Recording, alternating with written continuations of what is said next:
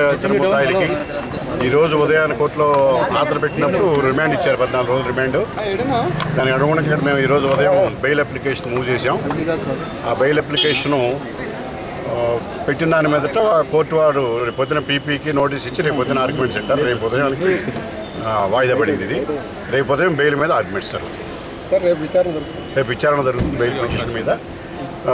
PP గారికి కూడా notice ఇచ్చాం. ఆ విచారణ మీద రేపు ఆర్గ్యుమెంట్స్ జరగడానికి రేపు ఉదయం ఎక్కువ పోస్ట్ చేశారు, నోటీస్ ఆర్డర్ చేశారు. రేపు ఉదయం నోటీస్ బెయిల్ పిటిషన్ ఏముంది, ఇది రాజకీయ ప్రత్యర్థుల మీద కక్ష తీర్చుకోవడానికి వేసినటువంటి కేసు. ఇది రికార్డ్స్ ఫ్యాబ్రికేట్ చేసి వేశారు. ఈ సెక్షన్లో ఇవి అప్లై కావు. ఈ ప్రివెన్షన్ ఆఫ్ కరప్షన్ యాక్ట్ ఇవన్నీ అప్లై కావు. ఎలక్షన్ కోడ్ కోర్సులో ఉన్నది. అలాగే స్పీకర్ పర్మిషన్ కానీ, election commission chief electoral officer permission కానీ అన్నీ తీసుకోలేదు. తర్వాత ఏమో వాళ్ళు ఈ రకంగా ప్రధానమైనటువంటి రాజకీయ పరిస్థితి రేవంత్ రెడ్డి తెలంగాణలో. అందువల్ల దానిలో భాగంగా అసెంబ్లీలో చీఫ్ మినిస్టర్ గారు బ్లూ స్టార్ ఆపరేషన్స్ చేస్తామని చెప్పి ప్రకటించడం జరిగింది. అది ప్రకటించారు. అది ప్రకటించడం, ఇక్కడ ఆపరేషన్స్ జరగటం, ఇదంతా కూడా స్టేజ్ మేనేజ్డ్ యాక్ట్ కింద చాలా జరిగినాయి.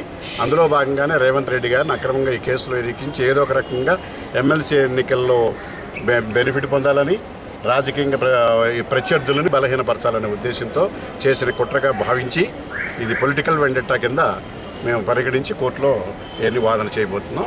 రేపు విచారణ జరిగినప్పుడు మేము మా వాదనలన్నీ కోర్టులో వినిపిస్తాం.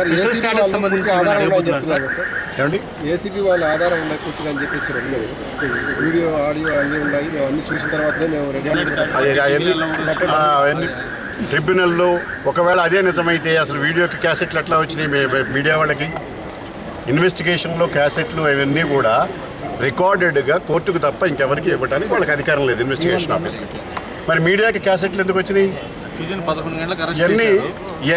ఇవన్నీ చూస్తుంటే ఎవరు ఏమేం చేశారనేటువంటిది అన్ని విషయాలు ఉన్నాయి. అవన్నీ కోర్టులో చెప్పాల్సిన విషయాలు అన్నీ మేము చెప్పలేము. కోర్టులో చాలా విషయాలు చెప్పాలా. దీనికి ఒకటే ఒక ఉదాహరణ ఏంటంటే, కోర్టులోనే ఉండవలసిన మీడియాలో ఒకవేళ కనుక నిజం పొరపాటున అయ్యుంటే మీడియాకి ఎందుకు వచ్చింది? కనుక ఇవన్నీ కూడా ఇవన్నీ కనుక చూస్తుంటే కావాలని చెప్పి కుట్రపూరితంగా ముఖ్యమంత్రి గారు ప్రకటించిన బ్లూ స్టార్ ఆపరేషన్లో భాగంగా రేవంత్ రెడ్డిని ఈ కేసులో అక్రమంగా ఇరికించడం జరిగింది.